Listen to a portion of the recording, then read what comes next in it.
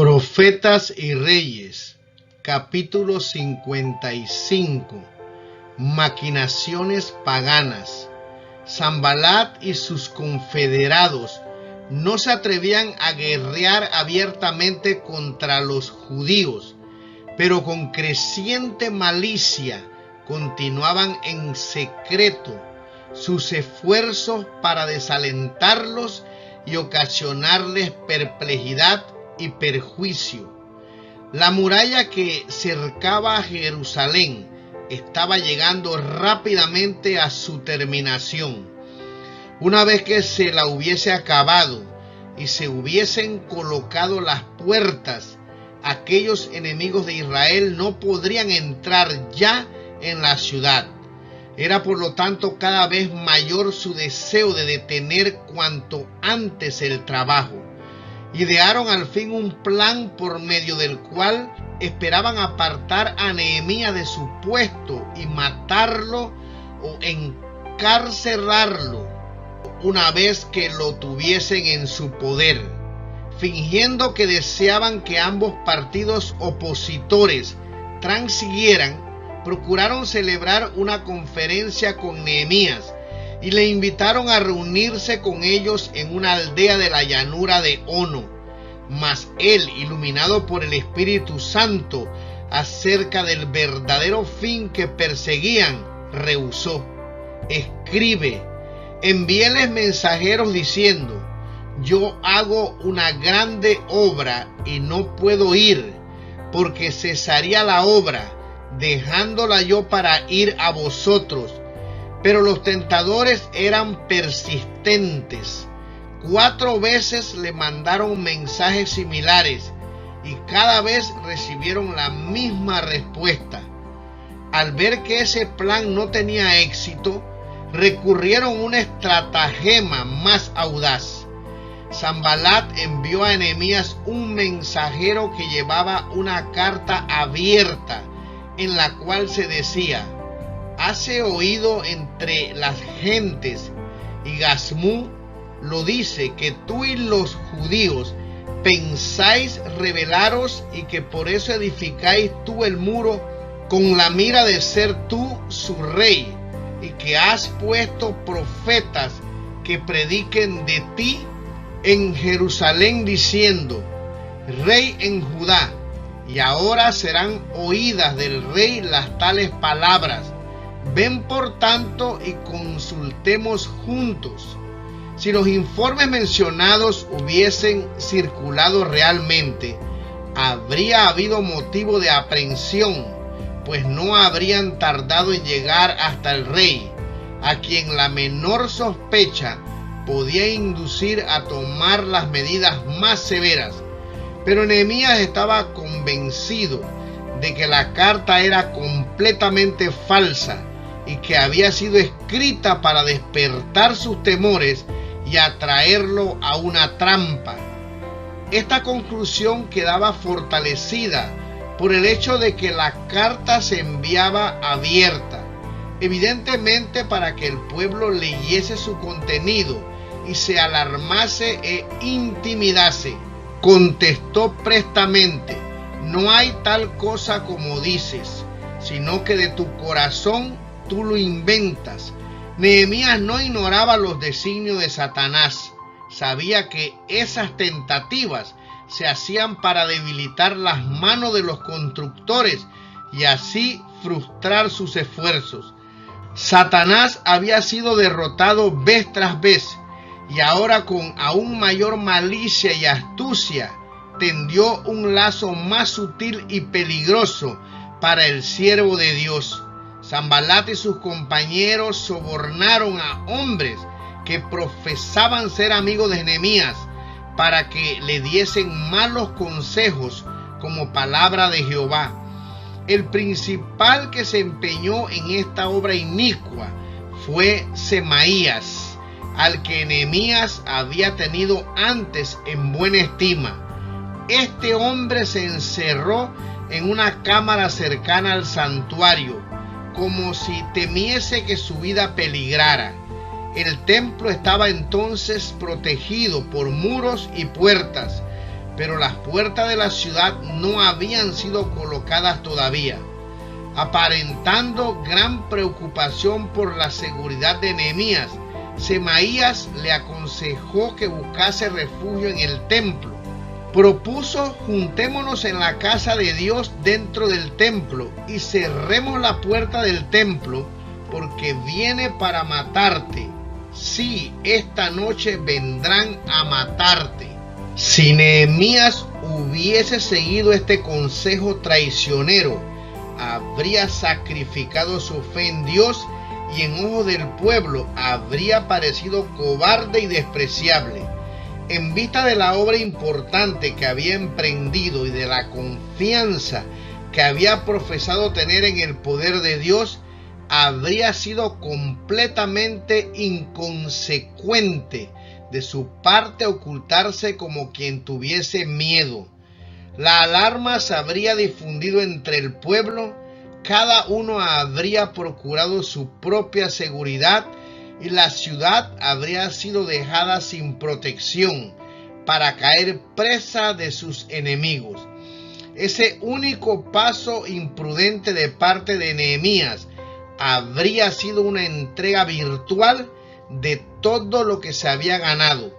Nehemías no necesitó mucho tiempo para comprender el verdadero carácter de su consejero y el fin que perseguía. Dice: entendí que Dios no lo había enviado, sino que hablaba aquella profecía contra mí, porque Tobías y Sanballat le habían alquilado por salario, porque sobornado fue para hacerme temer así y que pecase y les sirviera de mal nombre con que fuera yo infamado. El pérfido consejo dado por Semaías fue secundado por más de un hombre de gran reputación que, mientras profesaba ser amigo de Nehemías, se había aliado secretamente con sus enemigos, pero tendieron inútilmente su lazo. La intrépida respuesta de Nehemías fue: ¿un hombre como yo ha de huir? ¿Y quién que como yo fuera entraría al templo para salvar la vida? No entraré. No obstante, las maquinaciones de sus enemigos, abiertos o secretos, la obra de construcción seguía firmemente adelante, y en menos de 2 meses después de la llegada de Nehemías a Jerusalén, la ciudad estaba ceñida de sus defensas y los edificadores podían andar por la muralla y mirar hacia abajo a sus enemigos derrotados y asombrados. Como lo oyeron todos nuestros enemigos, escribe Nehemías, temieron toda la gente que estaban en nuestros alrededores y abatiéronse mucho sus ojos y conocieron que por nuestro Dios había sido hecha esta obra.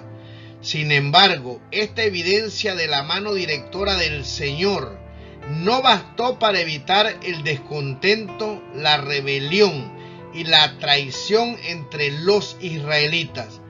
Iban muchas cartas de los príncipes de Judá y Tobías, y las de Tobías venían a ellos, porque muchos en Judá se habían conjurado con él, porque era yerno de Secanías.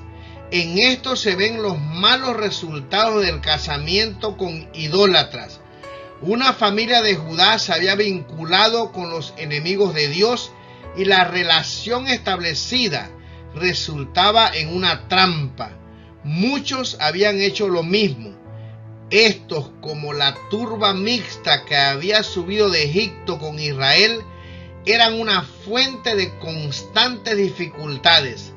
No servían a Dios con todo su corazón, y cuando la obra de él exigía un sacrificio, estaban listos para violar su solemne juramento de cooperación y apoyo.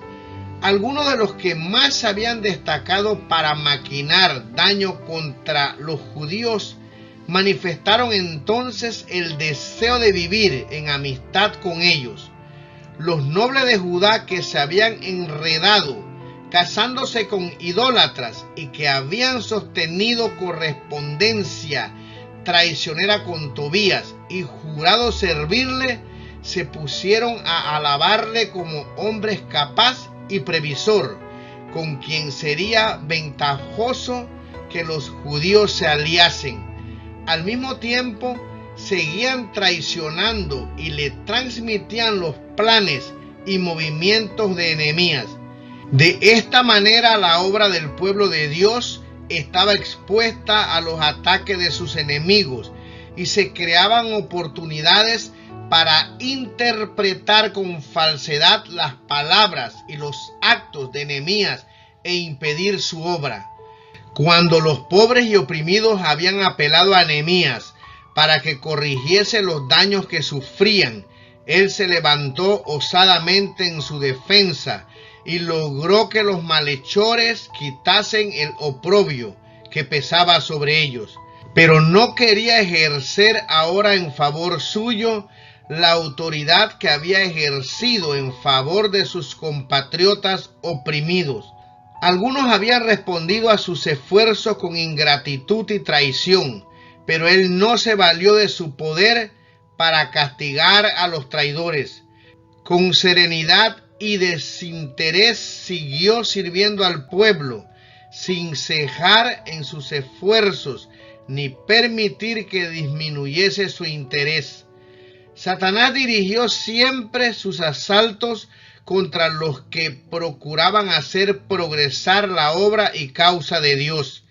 Aunque a menudo se ve frustrado con la misma frecuencia, renueva sus ataques, dándole más vigor y usando medios que hasta entonces no probó. Pero su manera de obrar en secreto mediante aquellos que se dicen amigos de la obra de Dios es la más temible. La oposición abierta puede ser feroz y cruel, pero encierra mucho menos peligro para la causa de Dios que la enemistad secreta de aquellos que, mientras profesan servir a Dios, son de corazón siervos de Satanás. Están en situación de poner toda ventaja en las manos de aquellos que usarán su conocimiento para estorbar la obra de Dios y perjudicar a sus siervos. Toda estratagema que pueda sugerir el príncipe de las tinieblas será empleada para inducir a los siervos de Dios a confederarse con los agentes de Satanás. Les llegarán repetidamente solicitudes para apartarlo de su deber, pero como Nehemías deben contestar firmemente: yo hago una grande obra y no puedo ir. En plena seguridad, los que trabajan para Dios pueden seguir adelante con su obra y dejar que sus esfuerzos refuten las mentiras que la malicia invente para perjudicarles. Como los que construían los muros de Jerusalén, deben negarse a permitir que las amenazas, las burlas o las mentiras los distraigan de su obra. Ni por un momento deben relajar su vigilancia, porque hay enemigos que de continuo les siguen los pasos. Siempre deben elevar su oración a Dios y poner guarda contra ellos día y noche. Nehemías 4, versículo 9. A medida que se acerca el tiempo del fin, se harán sentir con más poder las tentaciones a las cuales Satanás somete a los que trabajan para Dios. Empleará agentes humanos para escarnecer a los que edifiquen la muralla. Pero si los constructores se rebajasen a hacer frente a los ataques de sus enemigos, ello no podría sino retardar la obra. Deben esforzarse por derrotar los propósitos de sus adversarios, pero no deben permitir que cosa alguna los aparte de su trabajo. La verdad es más fuerte que el error, y el bien prevalecerá sobre el mal. Tampoco deben permitir que sus enemigos conquisten su amistad y simpatía, de modo que los seduzcan para hacerles abandonar su puesto del deber. El que por un acto desprevenido expone al oprobio la causa de Dios o debilita las manos de sus colaboradores, echa sobre su propio carácter una mancha que no se quitará con facilidad y pone un obstáculo grave en el camino de su utilidad futura. Los que dejan la ley alaban a los impíos. Proverbios 28:4.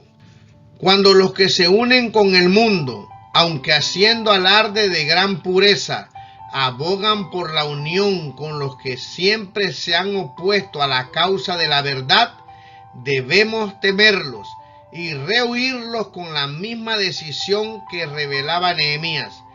El enemigo de todo bien es el que inspira tales consejos.